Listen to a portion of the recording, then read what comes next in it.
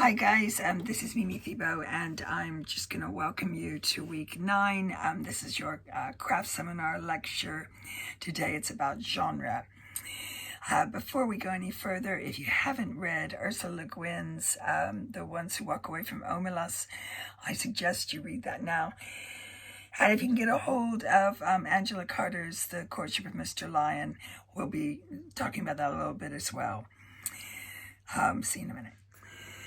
So today's lecture is on genre, and I'm going to talk about genre as a shape and how that differs from content story and how much it's dependent on shelving. Just to talk a little bit about shelving, my daughter very kindly reorganized our bookshelves over the summer, and she did not do this, but bookshops tend to organize books by genre. So there'll be a science fiction section and a mystery section, a fantasy section, and a romance section, and then a literary fiction or classic section as well. And why they do this is that readership can be very tribal in a way, and people will identify themselves as a certain kind of reader. And they're going to genre because they want their pleasurable reading experiences of that genre to be replicated in their next book. They want to know what they're getting. So there are certain limitations when you're writing genre that you kind of have to fulfill in order to please your readership. And these are what I'm going to call the shape of every story. Oh, and also before we go any further, if you want to think about genre in a more critical sense, if you want to look at Bakhtin and the rest of the Russian formalists, then the Bennett and Royal chapter on this has some really good additional reading so that you can get your head around it on a more academic sense and not so much as a practitioner. So I'm writing, from the coal face, from the pen face in this particular talk. So it's sometimes useful to think of your story as a liquid. So you might have characters, plot, an idea for a setting, but depending on how you kind of swing the narrative, it could maybe either be a love story or a thriller. It could be perhaps set in a fantasy world or in the future in science fiction. It could be humor or comedy. Now here I've included literary as a genre. I don't really think that's true, but for the purposes of this talk, we're just going to kind of think of it as a genre. It's just a little bit easier, but we'll be discussing that later. So let's talk about fantasy first. And fantasy asks a kind of question all the time. In a world where X is known and Y is a moral dilemma, how should one act? Fantasy is almost always concentrated on these intense ideas of ethical action and kind of positing how we ourselves would handle ourselves if we were in these intense situations. We've said that all genres have a particular shape. We're just going to look at fantasy shape right now. So I'm making a kind of simplistic argument here that fantasy is like a 3-act play. It has a 3-part shape. Every fantasy novel has this 3-part shape.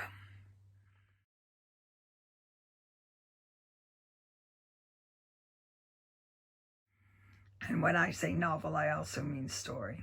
So, shape, the first part of this shape is the magic. There is magic. We're in another kind of world where magic exists in some form. Either that's gods that are known, or their will is known, or there's some sort of otherworldly power. I'm going to use The Hobbit as kind of a counterpoint for our talk about the Le Guin.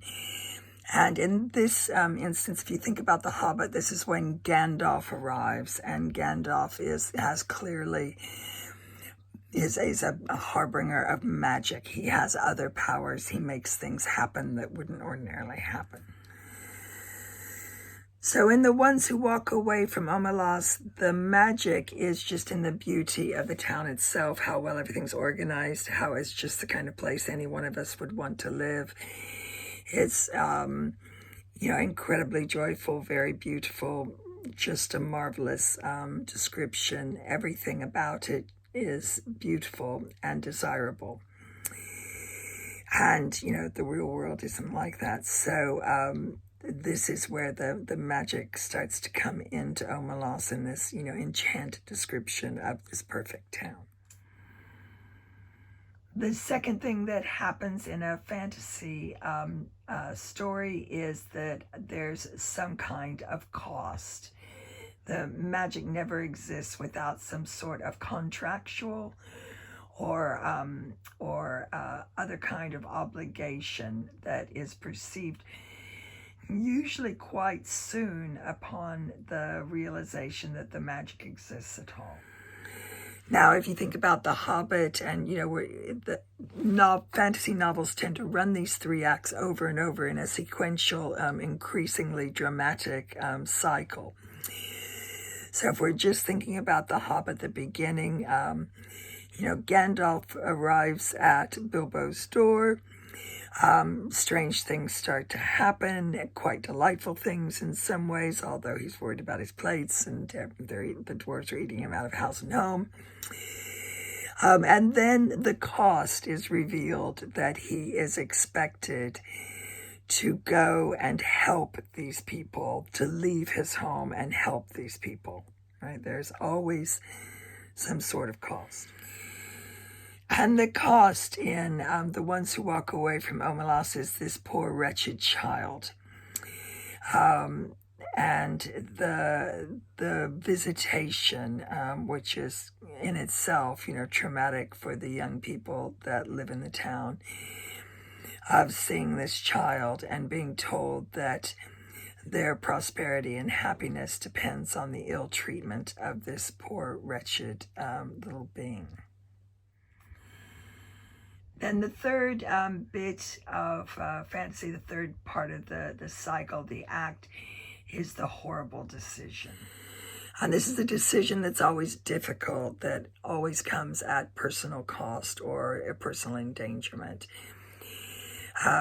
If we go back to The Hobbit, again, it's this idea of Bilbo having to lose his home, to leave everything behind, and to suffer discomfort if he's going to go on the adventure, which he does too, of course. If you think about Frodo, over and over, he has to make the horrible decision to continue on to Mordor.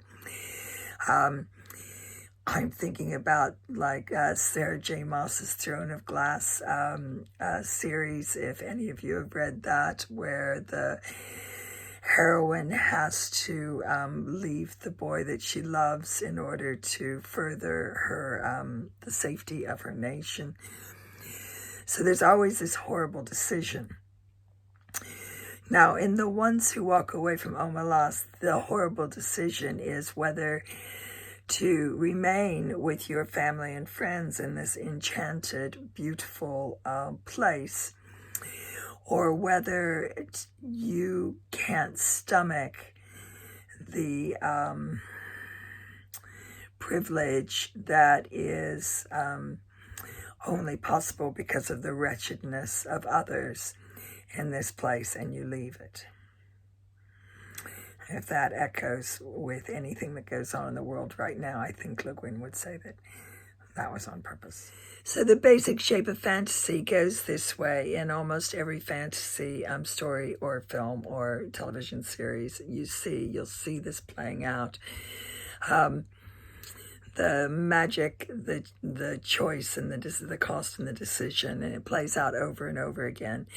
Often, like I said, cyclically, or in a short story, maybe just the once. But this is a shape that all fantasy readers are going to expect. They're going to expect this enormous personal dilemma. They're going to expect that magic comes at some kind of sacrifice or at some kind of cost. So when you're telling a fantasy story, it needs to have that shape. And, in towards the end of the second part of whatever you're writing, you'll need to come to that crux where a decision has to be made. And then we see the decision and then perhaps some of the consequences. Let's look at another shape right now, another genre. Let's look at love stories or romance. Person A meets person B. Person A loses person B. Person A gets person B back again. Now, whether they get them back again in death, like in Romeo and Juliet, or whether they get them back again in a traditional wedding end, like in Cinderella, is up to the writer. But that's the way. This is the way romance fiction goes. So the first step in a romance or love story is the meet cute.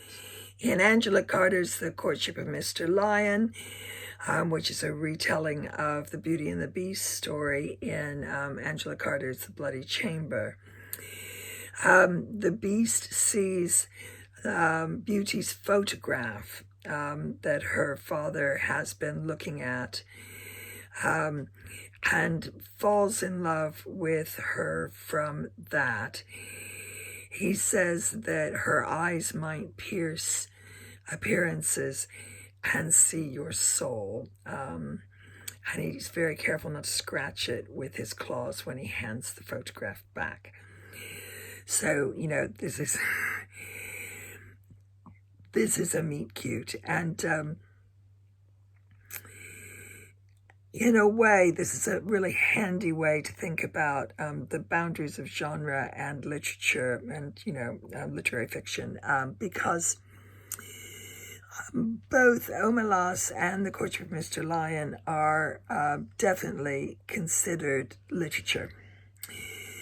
But they are both also genre because they bend these rules, but they still conform to them. And Cinderella goes to the ball in a magic gown to meet her prince. Juliet, she wouldn't have met Romeo without that little kind of scrap and part, and then the party.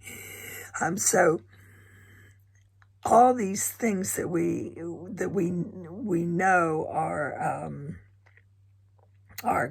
excellent writing, or traditional mythos, aren't any different from Love Actually or Notting Hill or whatever, When Harry Met Sally. It's all it's the same basic principle, the same basic shape, and number one is the meet cute.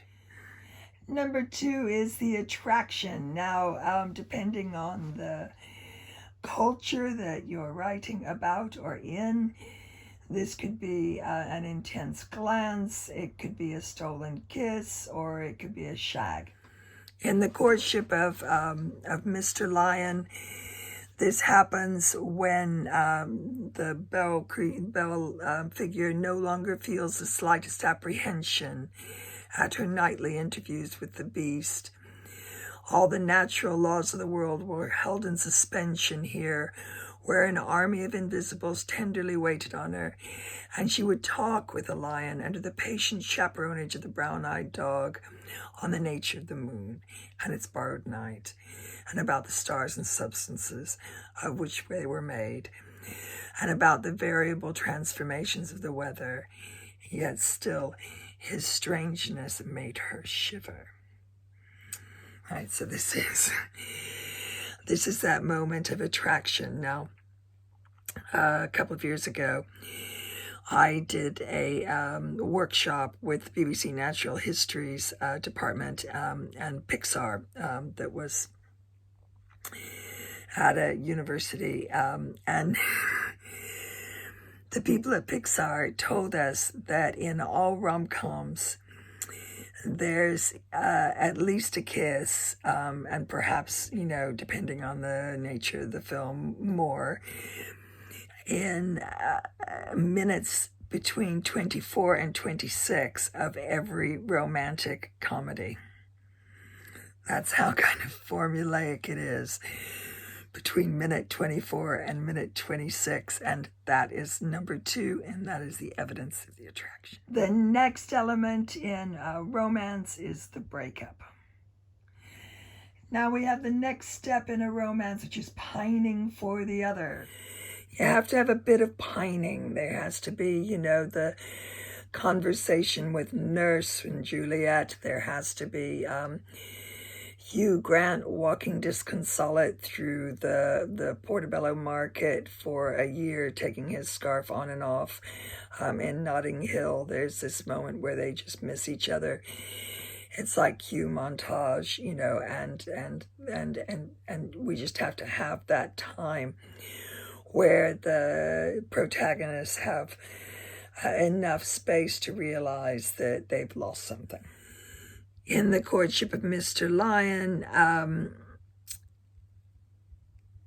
she is looking at herself in the mirror and realizing that she's not quite as beautiful as she used to be. She's just kind of pretty now.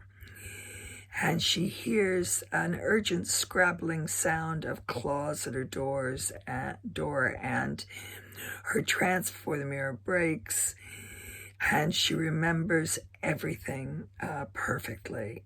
And she remembers that it's now spring and she's broken her promise. And she runs to open the door thinking that it's going to be him there. And it's not.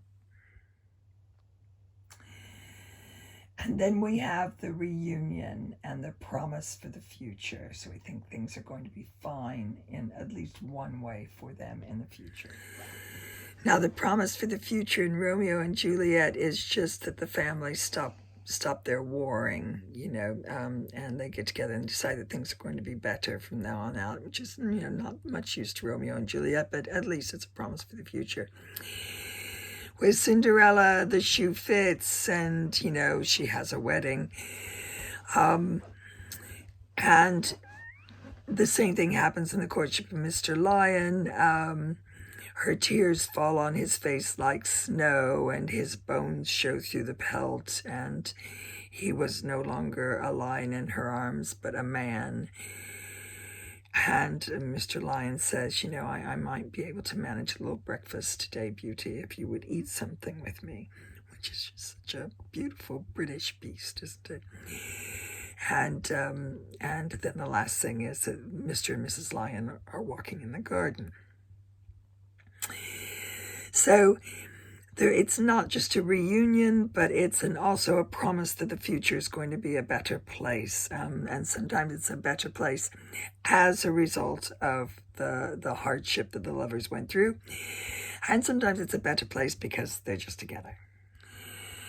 And you can chart how this goes emotionally. They both start off, both protagonists start off, not really, if the happiness is here and giddiness is here and flat despair is down here, they start off a little bit less than happy because there's something missing in their lives, right? And they find each other and they zoom up in that moment of, glance, kiss, note exchange, sexual encounter, whatever it is. They get really, really happy. And then when they lose all that, they are actually worse off than they were before. They're right down here where they might start up here. They're right down there, aren't they? And they go along with that. And then usually at some point around here, they almost reconcile and don't quite. And then they have that moment when everything is fantastic and they meet up again. And then the promise for the future levels out about here. So they are much better off than they were when they started. And if you can almost draw that shape on a piece of paper, and that's the shape of a romance. Just like the shape of a fantasy is, we start off here and oh my goodness, there's magic, and oh my goodness, there's a cost, and oh my goodness, I have to decide something, I'm going to do it. And then, does that cost us everything? is life going to be better than before? That's kind of the shape of the fantasy. And then there's the next thing and the next thing and the next thing. So stories have these shapes that can almost be drawn on graph paper. And if we think about mystery and or thrillers, those shapes they might be close and they might even be shelved together, but their shapes are much different.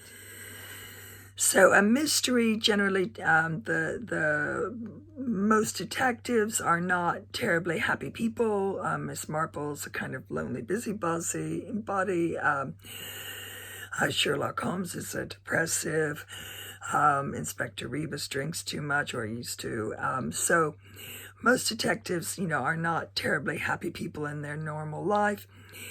And they feel quite guilty, like Lord Peter Wimsey feels very guilty, if you've ever read any Dorothy Sayers novels, when somebody dies, and they get happier because they've got something to do. So they get involved. And then they don't catch the bad guy. But then they get a clue, but the clue's wrong. And then they get a clue, and the clue's wrong. And they get a clue, and the clue's wrong. And then they have this really low point down here when they just have no idea what's going on. And then suddenly they get a clue, and that leads to something else, and then they catch the bad guy, and they're really, really happy. And then they drop down a bit, and they're happier than they were before. A little bit happier than they were before. Now that's the typical kind of shape of a mystery, is that, you have these ups and down moments where you think you're getting somewhere, you think you're getting somewhere, you think you're getting somewhere, and you might or you might not be. Now, a thriller is much different shape, even if it's a psychological thriller and not, say, a James Bond thriller. We're gonna use James Bond as, in memory of Sean Connery, because that's kind of the shape of a story that most of us have seen. So a thriller, a James Bond, Jason Bourne, Mission Impossible type thriller, usually starts on quite a high thing, oh my God, this has happened. And then, within moments, we're like, jumping out of a plane without a parachute or something. And then we kind of level off for that and find out that there's some kind of corruption or some kind of evil going on. And then we go on to this high-speed kind of international chase. And these kinds of thrillers are typically going from setting to setting. And we just sustain life at this breakneck pace, with maybe very few times when we just go to the casino and maybe have sex with a pretty double agent or something. And then we're back up to these fights and chases, and, everything's at a very high level. Not much time to catch our breaths. And then, it's, oh my God, we're going to either die or catch the bad guy. And we catch them. And the energy level is always, the emotional energy level is always up in this register for almost the whole thing. Except for the times when we think the hero's going to die, right? Or one of his friends or her friends dies. So mysteries and thrillers might be shelved together, but they have a lot different shapes. But that up and downness is very typical of both mysteries and romance, where we think something's going to happen and it doesn't, and it doesn't, and it doesn't. Whereas thrillers, it's just like something happens, something happens, something happens, something happens, something happens. Much different shape.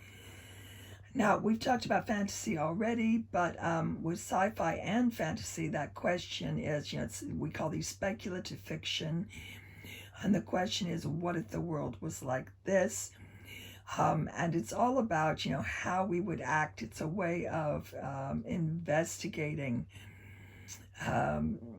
moral choices and ethical issues. In fact, engineers will often commission science fiction writers to write about the possibilities of their technology being adapted by a large part of society, to kind of look at issues that they hadn't thought of themselves in terms of the ethics of production of a certain kind of technology. That shape, though, is still the same of, something amazing happens and what is its cost, and then what do we decide to do about that? Horror and thrillers tend to have the same basic shape of, of a very high energy that's sustained with only a few moments of reprieve or rest. Comedies are all about the absurdity of life and can take many different shapes. In fact, usually most comedies are also romances or also mysteries or also horror movies or stories. Sorry, I'm thinking about film because I'm looking at film. So a comedy is more of an additional subgenre of genre than in a genre of itself. There will be demands for gags, and so you will have a setup and a payoff and a setup and a payoff. But those can go in various emotional registers. So, when we talk about a romantic comedy, that's a love story comedy mashup. There's a lot of comedy horror films and comedy mysteries. And if you think about most of the comedies that we watch, they also have another genre, and they're just working the up and downness of setup and payoff in comedy with the up and downness of the genre itself. So where does literary fiction fit into all this? And there's a couple of things I want you to think about. And one is this, that each story or novel of literary fiction is asking the reader to read the piece of work in a certain way, and the reader decides that they're going to do that, and the reader decides that they will trust the writer enough to travel through a story with no predetermined shape, or with their shape expectations denied or thwarted or in some way subverted. Now, this is, it's not about intelligence of the reader and their capacity for living with change. It's about the choices that the reader's making depending a lot of times on what's going on in their own lives. So behind me, you'll see some silly Terry Pratchett books that I got really into when I was finishing my PhD, having a baby, lecturing half-time, and publishing 4 books in 5 years. Really, I just wasn't able to, in my off time, to also read anything, terribly demanding. I just needed something to turn my brain off. And it's a kind of a way, too, of thinking about, think of it in terms of food. So, sometimes, we want to have something, really amazing, a lovely fresh artichoke with homemade hollandaise sauce, for instance, and a bottle of Sauvignon Blanc, and have it at a table that we've set ourselves, and with somebody we really care for, with a little bit of music playing in the background, just a complete oasis of calm for that meal. And sometimes, we might be traveling on the road for 4 weeks and be in a country where we can't read the alphabet. And then we see the Golden Arches across the street, and suddenly, there's nothing more appealing in the world than some McDonald's fries. So it's not that we're two different people, that one of those people is a good person and one is a bad person. It's more about, where the reader is in their lives. And a lot of people who are very firmly genre readers, have pressured lives or have, little time to negotiate, or headspace to negotiate how they're going to read a certain book with the author. They want to kind of know what they're getting. They want to drive through McDonald's and get what they've had before, and know that no matter what country they're in, the fries are going to be the fries, and the milkshake's going to be the milkshake. So if that reassurance is the magic of genre, this is the cost of genre, is that genre often has a kind of small c conservative nature.